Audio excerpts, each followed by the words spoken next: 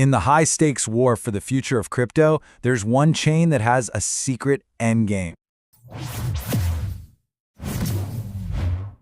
If you don't get a handle on Bitcoin's fundamental security flaw, you are wide open to a $10 billion attack vector that could destabilize the entire market. But here's the real story, the one most people are missing. Solana's insane performance metrics, they might just be a complete illusion. So stick with me, because by the end of this, you're going to understand Ethereum's multi-pronged strategy, their plan to not just compete, but to totally dominate the next decade of crypto. All right, so first up, we're going to unpack Ethereum's massive beast mode upgrade. Then we'll jump right into the fierce scalability debate with Solana. After that, we'll expose a critical security flaw in Bitcoin's design. We'll look at the huge quantum threat on the horizon. And then finally, we'll pull back the curtain on Ethereum's winner-take-most endgame. All right, let's dive right in. We're starting with the most immediate thing on Ethereum's roadmap, the Fusaka hard fork. So what exactly is Fusaka? Well, it's the next big evolution for the network, and it's scheduled for December 3rd. And you gotta understand, this isn't just one little tweak. It's a whole package of 9 different upgrades. They call them EIPs, or Ethereum Improvement Proposals, and they're all focused on one thing: making the network faster, cheaper, and just better to use. Okay, so Fusaka really delivers on 3 game-changing fronts. First up, for Layer 2s, those networks built on top of Ethereum to make things faster and cheaper, it doubles their data capacity. That is a massive boost. Second, it brings in way better support for hardware wallets right on your phone, which means your assets are going to be that much more secure. And third, and this is a big one for the future, it lays the groundwork for something called pre-confirmations. The whole point of this is to eventually get rid of that super frustrating 12-second wait time you have for transactions on the main network. This big push for scaling puts Ethereum squarely in competition with chains that are just built for raw speed.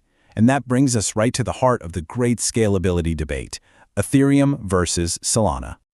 Okay, so you have to understand, these two chains have totally different philosophies on how to get big. Ethereum's strategy, it's all about building horizontally. They use their super secure main chain as this rock-solid base layer for a whole ecosystem of specialized, high-speed Layer 2 networks. Solana, on the other hand, is trying to do it all vertically. They're just trying to cram as many transactions as they possibly can onto one single monolithic chain. Think of it like one giant server trying to do everything. But how do you really measure success? I mean, Solana claims about 1,000 transactions per second, while Ethereum's base layer is chugging along at around 25. Seems like a clear win for Solana, right? But then you look at a different metric, total value locked, or TVL. And that's basically just the total amount of money people actually trust the network with. And here, for the stablecoin USDT, Ethereum is securing $100 billion, Solana, $2 billion. That is a 50 times difference. 50. So why the huge gap? Well, according to Ethereum researcher Justin Drake, the reason is pretty simple. Transaction volume is actually really easy to fake. I mean, you can just send the same money back and forth to pump up your numbers and look good. But TVL, that's the real value people are willing to lock up and trust on the network. That is so much harder to fake. And when you look at that number, Ethereum is the undisputed leader. It's not even close. But this whole competition for speed and value, it really shines a light on a much bigger issue. See, long-term survival in this space isn't just about who's the fastest, it's about who's the most secure. And that brings us to what you could call an existential threat for the whole space, a kind of ticking time bomb hidden inside Bitcoin's own security model. Yeah, it really all boils down to one critical question. Bitcoin is the original crypto asset, right? But can it actually defend itself against the most powerful, most well-funded players in the world, like a nation-state? The answer is, well, it's surprisingly worrying. It's estimated that for a major world power, let's say China, to launch a permanent 51% attack and basically break the Bitcoin network, it would only cost around $10 billion. I mean, for a nation-state, that's not an impossible amount of money, not by a long shot. And this right here just brilliantly illustrates the scale of the problem.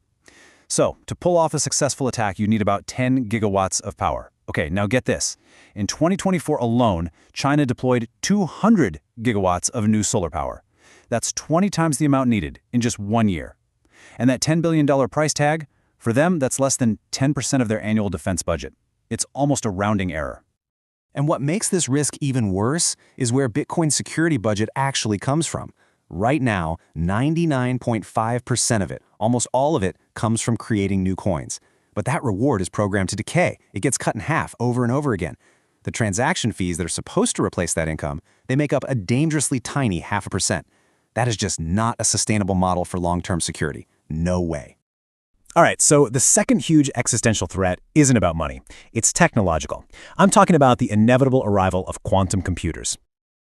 Experts in this field are basically saying, we have a deadline. By around 2032, so less than a decade from now, quantum computers are expected to be powerful enough to just shatter the encryption that secures everything, not just Bitcoin and Ethereum, but our entire digital world, banking, communications, everything.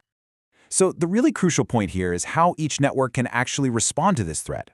For Ethereum, it's a technical problem. A hard one, for sure, but they have a really well-established R&D process in place to upgrade their system to be quantum resistant. For Bitcoin, though, it's a social and political crisis. Upgrading the network is just notoriously difficult. And you have this massive dilemma. What do you do about the millions of coins sitting in wallets where the keys have been lost forever, like Satoshi's own stash? If you let a quantum hacker just steal them, it's a catastrophe. But if you decide to burn them or make them inaccessible, you're violating one of Bitcoin's most sacred principles, property rights. It's a terrible choice. Okay, so when you add it all up, these massive challenges of scalability, long-term security, and quantum computing, what is Ethereum's grand strategy? How do they plan to not just survive all this, but to actually win? Well, the strategy is basically twofold. It's a two-track plan. Track 1 is all about steady, incremental improvements. They're aiming for a consistent new hard fork every 6 months, which should scale the network by about 3x every year. This gives you that predictability that big institutions absolutely need to see before they jump in. But then, running in parallel, you've got the second, way more ambitious track. They're basically rebuilding the entire core engine of Ethereum using the super advanced cryptography called ZK proofs. The simplest way to think about it is, it's a way to prove something is true without having to show all the data behind it. And that could open the door to just massive, massive leaps in performance and privacy. And the ultimate goal of this two-track plan? It's absolutely staggering. We're talking about hitting 10,000 transactions per second directly on the main base layer. To put that in perspective, that is 10 times Solana's current average. Achieving that would pretty much cement Ethereum's place as the global backbone for all high-value transactions. And all of this leads right back to that final thesis from Justin Drake. Blockchains are what you'd call a winner-take-most market. In this unbelievably complex technological race, we're not going to see dozens of winners. It's more likely that one network is going to emerge as the foundational layer for the entire future of value. And so, that really leaves us with one final big question to think about. As we watch all of this play out, what's really more important for long-term survival and dominance in this new financial world? Is it about having the fastest speed today? Or is it about building the kind of deep, long-term adaptability you need to survive all the crazy challenges that are definitely coming tomorrow? Stay ahead in the crypto market. Subscribe now for the latest global news and updates.